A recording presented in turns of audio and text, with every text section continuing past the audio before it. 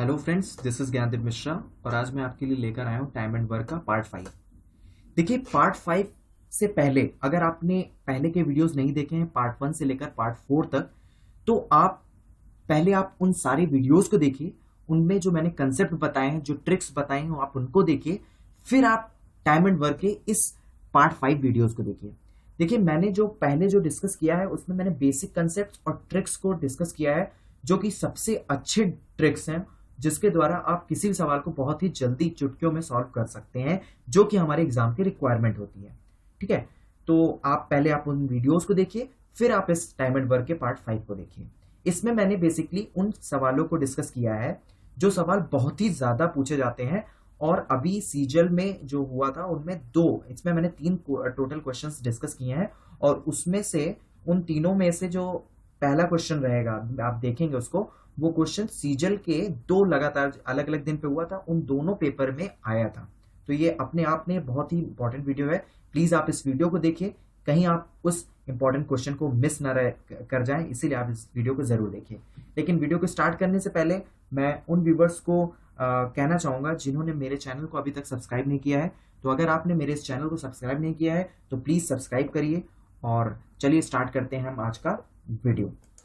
देखिए, सबसे पहला क्वेश्चन है यहाँ पर कि A and B take 4 and 9 days more than time taken by A plus B together to complete a work. In how many days will they finish it together? देखिए, कह रहा है इस क्वेश्चन में कि A जो है 4 दिन ज्यादा समय लेता है जब A और B साथ में जितना समय A और B साथ में मिलकर जितना काम करते हैं जितने समय में, उससे A अकेला जब काम करता है तो 4 दिन ज्यादा लेता है। उसी तरह से बी जो है वो 9 दिन ज्यादा लेता है जब ए और बी जितना समय लेते हैं साथ में काम करने में। ठीक है, तो इस क्वेश्चन में कह रहा है कि आपको मैं फिर से बता दूं कि ए और बी, सपोज दैट कि ए और बी अगर 10 दिन साथ में मिलकर 10 दिन में किसी काम को करते हैं, तो बी ए जो अकेला अगर उस काम को करेगा तो वो 4 दिन ज्यादा, मतलब 10 + 4 दैट इज 14 डेज लेगा। और बी अगर ए और बी साथ में मिलकर 10 दिन में काम कर रहे हैं तो बी जो है 9 दिन ज्यादा, that is 10 + 9 that is 19 days में काम करेगा उसी काम को। ठीक है, तो ये है क्वेश्चन। लेकिन आपको मैं बता दूं यहाँ पर ये नहीं दिया है कि ए और बी साथ में कितना दिन लगाते हैं काम करने में। तो देखिए, वैसे तो आप अगर इस क्वेश्चन को करना चाहेंगे बेसिक तरीके से एक्स और वाई मानकर, तो आप निश्चित इसका आंसर निकाल लेंगे। लेकिन दोस्तों, एग्जाम टाइम में हमें बेसिक कंसेप्ट नहीं यूज करने हैं, हमें वो कंसेप्ट यूज करने हैं जिनके द्वारा हम सवाल को चुटकियों में 1 मिनट के अंदर सॉल्व करें, क्योंकि समय बहुत कम रहती है और कंपटीशन से अगर में बने रहना है अगर, तो हमें समय को ध्यान में रखकर ट्रिक्स का यूज करना होगा और कंसेप्ट के साथ उस चीज को समझना होगा। देखिए, इस तरह के क्वेश्चन को सबसे अच्छा तरीका यह है कि हम ए और बी के अगर साथ में काम करते हैं तो हम वो समय निकाल सकते हैं, that means time taken by a + b निकाल सकते हैं। कैसे? बस आपको करना क्या है कि अंडर रूट में ए स्टार इंटू बी स्टार, यहाँ जो ए स्टार है वो ये है कि time taken more than A and b working together. ठीक है, इसका मतलब क्या है कि ए स्टार वो टाइम है जो टाइम जो है ज्यादा लगता है ए द्वारा अकेले किए जाने में, जब ए और बी उस काम को साथ में कर सकते हैं कुछ कम समय में। ठीक है, उससे 4 दिन ज्यादा समय में यहाँ ले रहा है, तो मतलब ए स्टार की वैल्यू यहाँ 4 होगी। बी स्टार वो समय है जो कि मोर देन ए + बी वर्किंग टुगेदर, मतलब ए और बी जितना साथ में समय लगाते हैं उससे ज्यादा का जो समय है, जितना ज्यादा बी समय लेता है वो बी स्टार। ठीक है, तो यहाँ पे क्या है, ए स्टार की वैल्यू 4 है, बी स्टार की वैल्यू 9 है। बस आपको फॉर्मूले में रखना है और आपका आंसर सामने है कि ए और बी साथ में कितना समय लेंगे, तो A star into B star that is 4 × 9 under root में, और ये होता है 36 अंडर रूट इक्वल्स टू 6। ठीक है, तो ये 6 दिन क्या है, ये 6 दिन वो समय है जब ए और बी साथ में मिलकर काम करेंगे, तो काम खत्म होने में लगा हुआ समय। आई होप आपको ये समझ में आया होगा। ये क्वेश्चन बहुत ही इंपॉर्टेंट है और इसकी भरमार रहती है एग्जाम्स में, तो आप इस क्वेश्चन को जरूर आप तैयार करिए और इस पर प्रैक्टिस भी करिए। नेक्स्ट क्वेश्चन की तरफ बढ़ते हैं हम लोग। नेक्स्ट क्वेश्चन है कि a and b working together can do a piece of work in 30 days, b and c together can complete it in 20 days, a starts and work for 5 days, then B takes up and work for 15 days. Finally, C finished the work in 18 days. Calculate the number of days in C alone can do it. देखिए, ये question बहुत important है, सीजल 2015 का question है, और ये मैं आपको बता दूं कि इसका मतलब क्या है। इसमें दिया हुआ है कि ए और बी साथ में किसी काम को 30 दिन में करते हैं, ठीक है। बी और सी अगर उसी काम को साथ में करें तो वो 20 दिन में काम करते हैं। साथ में दिया है कि ए जो है स्टार्टिंग में 5 दिन काम करता है, फिर छोड़ देता है, फिर बचे हुए काम को बी काम करता है, ठीक है। यानी साथ में स्टार्ट नहीं कर रहे ये लोग काम। ए ने काम स्टार्ट किया, 5 दिन काम किया, छोड़ दिया। बी अब आएगा, बी टेक्स अप और 15 दिन काम करेगा, छोड़ देगा। अब बचे हुए काम को सी जो है वो 18 दिन में कंप्लीट कर रहा है। तो क्वेश्चन पूछ रहा है अगर सी अकेला उस काम को करता तो कितने दिन लगाता। तो सबसे पहले इसकी क्वेश्चन को सॉल्व करने के लिए हमें दो चीजों की जरूरत है। सबसे पहले तो हमें पता चलना चाहिए भैया हमारे पास काम कितना है, कितना काम करना है, और चूंकि सी के लिए निकालना है तो सी की एफिशिएंसी पता होनी चाहिए, ठीक है। यहां पर ए, बी और सी की अलग अलग एफिशिएंसी नहीं दी है, तो इसी कारण से ये थोड़ा सा क्रिटिकल हो जाता है। तो इसका करने का तरीका क्या है, जो कि मैं आपको बताने वाला हूं, बहुत ही ईजी है। आप इसी ट्रिक को फॉलो करिएगा, क्योंकि इससे अच्छी ट्रिक आपको नहीं मिलेगी। करना वही है मेरा पुराना कंसेप्ट कि आपको ए और बी का दिया हुआ है कि बी कितने दिन में काम करते हैं, बी और सी कितने दिनों में काम करते हैं, वो दिया हुआ है। तो आप लिख लीजिए कि ए और बी 30 दिन में, बी और सी 20 दिन में। इन दोनों का एलसीएम आपने निकाला, एलसीएम निकालेंगे तो आपको निकलेगा 60। और ये 60 क्या है, 60 है टोटल यूनिट ऑफ वर्क, ठीक है। अब जब 60 हमें पता चल गया टोटल यूनिट ऑफ वर्क, तो हम ए और बी की एफिशिएंसी भी निकाल सकते हैं। अब एफिशिएंसी क्या होती है कि एक दिन में किया गया कार्य, ठीक है। टोटल काम हमारा 20 यूनिट, अच्छा 60 यूनिट है। ए और बी मिलकर उस काम को 30 दिन में पूरा करते हैं, तो एक दिन में कितना पूरा करेंगे, तो 60 बटे में 30 दैट इज 2, मतलब ए और बी साथ में 2 यूनिट पर डे काम करेंगे। उसी तरह बी और सी निकालना है, तो हम जानते हैं टोटल काम हमारा 60 यूनिट है और बी और सी उस काम को 20 दिन में पूरा करेंगे, तो मतलब एक दिन का काम क्या होगा, 60 बटे में 20 दैट इज 3, यानी 3 यूनिट पर डे बी और सी साथ में मिलकर काम करेंगे।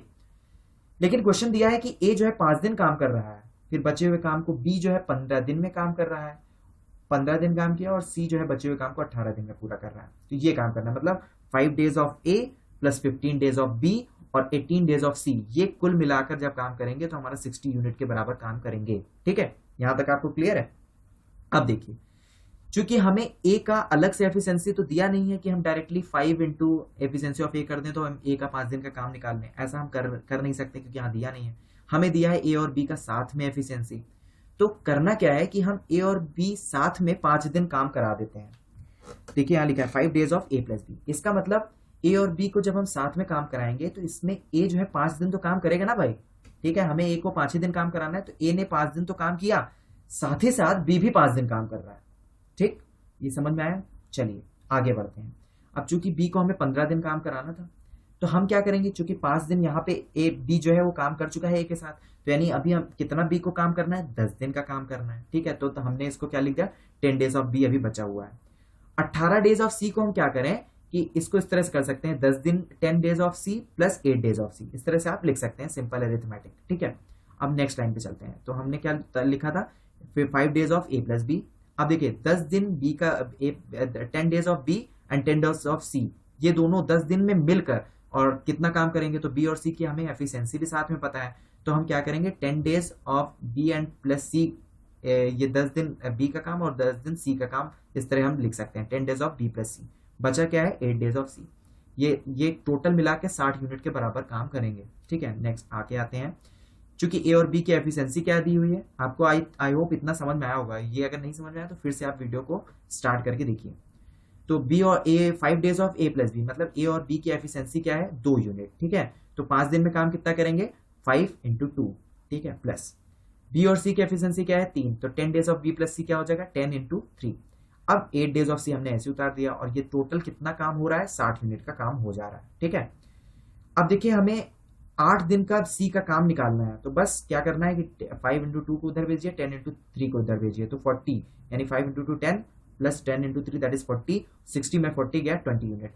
8 दिन का काम सी का कितना है, 20 यूनिट, तो सी का एक दिन का काम और वही एफिशिएंसी होती है, वो क्या है 20 बटे में 8 that is 5/2 unit a day, यानी सी जो है एक दिन में 5/2 यूनिट काम करेगा। तो कुछ आपको बस ये देखना है, अभी टाइम टेकन बाय सी। अब सी कितना काम करेगा, देखिए यहाँ पे आपको स्लाइड में दिख नहीं रहा, लेकिन मैं बता देता हूँ काम क्या है। लिखा गया है कि सी के द्वारा काम किया गया, सी अगर उस काम को करेगा तो कैसे होगा, total time upon efficiency of c, total work upon efficiency of c. Total work क्या है, 60 यूनिट दिया हुआ है तो 60 लिखा, और efficiency of see that is 5/2, 5/2 यहाँ नीचे लिखा है, आपको भले दिख नहीं रहा है, उसके लिए मैं माफी चाहता हूँ। तो 2 ऊपर आ जाएगा, that is 60 into 2 that is 120 divided by 5 that means 24 days. यानी सी अगर उस काम को अकेले करेगा 60 यूनिट काम, तो उसको कितना दिन लग जाएगा? 24 दिन। आई होप आपको ये समझ में आया होगा। ये बहुत ही इंपॉर्टेंट क्वेश्चन है, टायर 2 का क्वेश्चन है, इसलिए आप इसको जरूर समझिए। नहीं समझ में आया तो फिर से आप वीडियो देखिए, आपको निश्चित ही समझ में आएगा। लेकिन आपको ये जरूर है समझना, इसको आप स्किप नहीं कर सकते इस क्वेश्चन को। अब तीसरा क्वेश्चन ये है कि A completes a work in 10 days less than B. ठीक है, if A and B can do it in 12 days then B alone will do it in. देखिए इसमें दिया हुआ है कि ए जो है काम को बी से 10 दिन कम में काम करता है। ठीक है, इसमें ये नहीं दिया हुआ डायरेक्टली कि ए कितने दिनों में काम करता है, इसमें इस तरह दिया है कि ए जो है वो बी से 10 दिन कम में काम करता है, और साथ ही साथ ये दिया हुआ है कि और बी और अगर ए साथ में मिलकर काम करते हैं तो वो टोटल 12 दिन लेते हैं उसी काम को कंप्लीट करने में। तो देखिए इस सवाल का मैंने ऑप्शन यहाँ मेंशन किया। देखिए इस सवाल को अगर आपको करना होता तो आप इसको आप वही जनरल तरीके से XY मान के भी कर सकते थे, आपका आंसर निकल आता, नो डाउट। लेकिन हमारा जो एग्जाम होता है वो होता है ऑप्शनल। ठीक है, ऑप्शनल मतलब मल्टीपल चॉइसेस हमारे सामने रहती हैं, उसमें से आंसर निकालना रहता है। तो मैं आपको इस सवाल के माध्यम से सिखाऊंगा कि आप कैसे ऑप्शंस की सहायता से भी आंसर को सॉल्व कर सकते हैं, क्वेश्चन को सॉल्व कर सकते हैं और राइट आंसर निकाल सकते हैं। तो इस सवाल को करने का जो बेस्ट अप्रोच है वो है ऑप्शन की मदद लेकर। ठीक है, तो कैसे करेंगे? हमें पता है कि ए और बी जो है वो टोटल 12 दिन में काम करते हैं। ठीक है, और b will alone do it in. अब देखिए अगर यहां हमने पहला ए ऑप्शन लिया, ठीक है, ए ऑप्शन लिया, ठीक, ए जो है काम को कर रहा है कितने दिनों में? अगर हमने बी का मान लिया कि बी अगर 27 दिन में काम कर रहा है तो ए जो है कितना दिनों में काम करेगा? यहाँ पे दिया हुआ है क्वेश्चन में कि ए जो है 10 दिन कम समय लेता है बी से। तो अगर हमने बी का ऑप्शन 27 चुना तो ए जो है 10 दिन माइनस मतलब ए हो जाएगा 17। अब बस क्वेश्चन सिंपल हो गया कि ए जो है 17 दिन में काम कर रहा है, बी 27 दिन में काम कर रहा है। अगर आप इनका एलसीएम लेंगे तो हमें टोटल वर्क पता चला मतलब 27 इंटू 17। अब ये 27 इंटू 17 को अगर हम 17 प्लस 27 मतलब इनकी एफिशिएंसी से डिवाइड करें तो वो 12 तो किसी भी हाल में नहीं आने वाला है। तो मतलब ये क्वेश्चन गलत, ये मतलब ऑप्शन हमारा नहीं हो सकता। अब दूसरा ऑप्शन देखते हैं, अगर हम बी को 30 मान लें, ठीक है, तो ए क्या हो जाएगा? 10 दिन कम यानी 20 हो जाएगा। ए और बी 30, भाई 30 और 20 लिया, इनका एलसीएम 16 लिया और एफिशिएंसी क्या होगी? 60/30 दैट इज 2 और बी ए की एफिशिएंसी क्या हो जाएगी? 60/20 दैट इज 3। तो अब ए और बी अगर साथ में काम करेंगे कितना दिन लगाएंगे? तो 60 बटे में efficiency of A plus b that is 2 + 3 that is equal to 12 days. और ये 12 डेज आ गया और ये भी कह रहा है इसमें कि ए और बी साथ में 12 दिन लगाते हैं, मतलब हमें बेस्ट आंसर मिल गया। तो बेस्ट आंसर क्या होगा इसका? 30।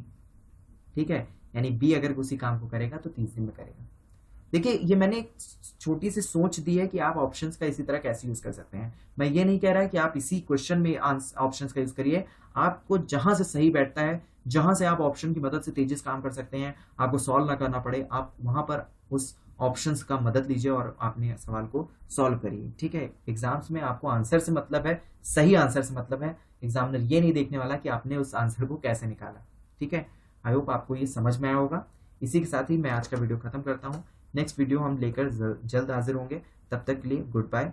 लेकिन अभी भी अगर आपने हमारे इस वीडियो को लाइक नहीं किया है, सब्सक्राइब नहीं किया है, तो आप प्लीज़ इसको लाइक करिए और हमारे चैनल को सब्सक्राइब करिए। और अगर आपको अभी भी किसी तरह का कोई डाउट है तो प्लीज़ आप प्लीज़ आप डाउट को क्लियर करिए, कमेंट करिए। I will answer it in 24 hours. Thank you so much. जल्द ही मिलते हैं नेक्स्ट वीडियो के साथ।